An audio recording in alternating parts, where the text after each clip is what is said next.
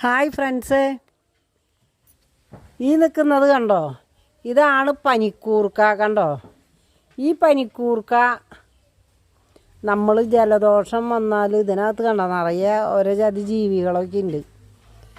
ഇത് നമ്മൾ ഇതിൻ്റെ ഒരു 5-6 ഇല പൊട്ടിച്ചിട്ട് കഴുകി വൃത്തിയായി കഴുകിയതിന് ശേഷം ഒരു അലുമിനിയത്തിൻ്റെ ഒരു പാത്രം, ഒരു പരന്നൊരു പാത്രം ഗ്യാസിൻ്റെ മുകളിൽ വെച്ചിട്ട് ഈ ഇല ഇങ്ങനെ വെച്ചിട്ട് അതിനൊന്ന് ഒരു ജസ്റ്റ് ഒന്ന് തീ കത്തിച്ച് വാട്ടിയിട്ട് അത്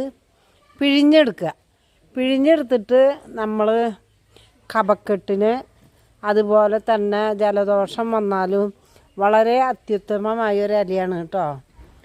ഇതിൻ്റെ പേര് എല്ലാം പനിക്കൂർക്ക എന്നാണ് ഈ ഇലയുടെ പേര്. അതേപോലത്തെ വേറൊരു ഇതുണ്ട് കേട്ടോ. ഇതിൻ്റെ